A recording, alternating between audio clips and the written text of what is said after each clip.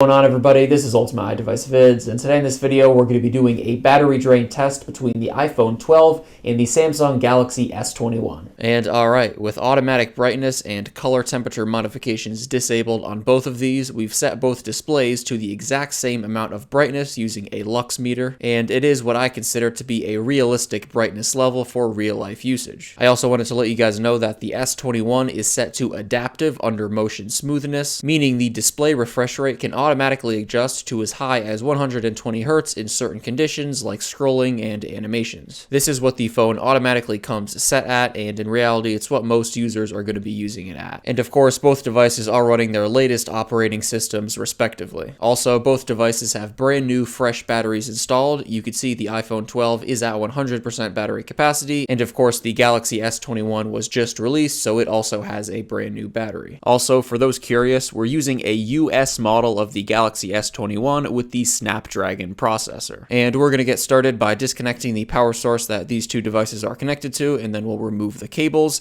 and we're going to kick things off with some YouTube video streaming. So we're going to load up the same YouTube video on both of these devices, and we're going to make sure that the quality is set to the same on both and that they're both full screen, and we're going to let this video stream for 1 hour. And checking in after an hour of YouTube video streaming, the iPhone 12 is at 98% and the Galaxy S21 is at 94%. So with the two devices being 4% apart, we're going to head on over to Instagram and we're going to look at stories and posts for another hour. And checking back in after an hour of Instagram, the iPhone 12 is at 90% and the Galaxy S21 is at 88%. And next we're going to do some gaming in Grand Theft Auto San Andreas. So we're going to head over to the application here and we're going to actually start a game on both, get it all loaded up, and we're going to play the game on both for another hour. And an hour of Grand Theft Auto San Andreas leaves the iPhone 12 at 73% and the Galaxy S21 at 79%. So with the Galaxy showing a slight advantage over the iPhone at this point, we're going to move on to some web browsing. We're going to be using Safari on the iPhone and Chrome on the Galaxy. So we're going to be loading new web pages and scrolling through web pages on theverge.com and apple.com. An hour of web browsing leaves the iPhone 12 at 65% and the Galaxy S21 at 71%. And we're going to move on to a little bit more gaming, this time in Subway Surfers. So we're going to head over to the application here and play the game on both for 30 minutes. After a half hour of Subway Surfers, the iPhone 12 is at 60% and the Galaxy S21 is at 65%. And we're going to move on to Temple Run next. We're going to play this on both for 10 minutes with ads appearing in between each round. And this leaves the iPhone 12 with 59% and the Galaxy S21 with 63%. And moving on to PUBG next. So we're going to launch up the application here and we're going to go ahead and start a match on both, and we're going to play the game here for an hour. And after an hour of playing PUBG, the iPhone 12 is at 45% and the Galaxy S21 is at 49%. So as you can see, the same trend is continuing with the Galaxy S21 being a little bit ahead of the iPhone 12. So with the first round of the battery test complete, we're going to go ahead and go back to YouTube and we're going to stream the same video for another hour. Of course, we're going to make sure the quality is set to the same on both and that it's full screen once again. And checking in after the second hour of YouTube video streaming, the iPhone 12 is at 38% and the Galaxy S21 is at 43%. So heading back to Instagram next, we're going to look at stories and posts for yet again another hour. And alright, this leaves the iPhone 12 with 30% and the Galaxy S21 with 35%. And moving on to Grand Theft Auto San Andreas again, I'm going to start a game on both and just play for another hour. And checking back in, the iPhone 12 is now at 12% and the Galaxy S21 is at 26%. So you can see here the iPhone 12 lost a lot of battery in the second hour of Grand Theft Auto San Andreas. So we're going to move on to our second hour of web browsing, once again loading new web pages and scrolling through web pages on theverge.com and apple.com. And this leaves the iPhone 12 with 4% and the Galaxy S21 with 17%. So with the iPhone 12 barely hanging on, we're going to head over to Subway Surfers for our second 30 minutes of gameplay. And around 20 minutes into Subway Surfers, I noticed the iPhone 12's screen dimmed very slightly, most likely an automatic feature to conserve battery. And just as I was going to adjust it back to the amount that we've been using throughout this video, the phone died. You can see it was right before we turned off the lights in preparation to measure the light output. So this gives the iPhone 12 a total on-screen time of 10 hours and 10 minutes in this test. And just a few minutes later, the Galaxy S21 hits 5%, causing the screen to automatically dim. So, of course, we took a moment to recalibrate the display to the same amount of brightness that we've been using throughout this test.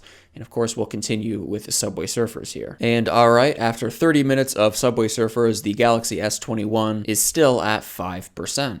So we're going to head on over to Temple Run next for our second 10 minutes of gameplay, once again with ads appearing in between each round. And checking in after that, the Galaxy S21 is now at 3%. So we're going to head over to PUBG and we'll get into a match here, and we'll see how long the S21 can hang on here. And 9 minutes into PUBG, the Galaxy S21 dies, giving it a total on-screen time of 10 hours and 38 minutes in this test. So at the end of the day, while both of these phones have very good battery life, I'd say the Galaxy S21 is the safer bet in terms of battery life. This shouldn't come as too much of a surprise considering it has more battery capacity than the iPhone, the S21 having 4,000 milliamp hours and the iPhone 12 having 2,815 milliamp hours. That being said, the iPhone 12 did quite well in comparison to a phone with a much bigger battery, but it's definitely worth mentioning that the iPhone's max refresh rate is 60 Hz, while once again the Galaxy is 120 Hz, so that lower refresh rate probably helped the iPhone compete in this test. So at the end of the day, for normal usage, I think most people will be satisfied with either of these phones in terms of battery life. Thank you guys so much for watching this video, and I'll catch you in the next one. Peace out.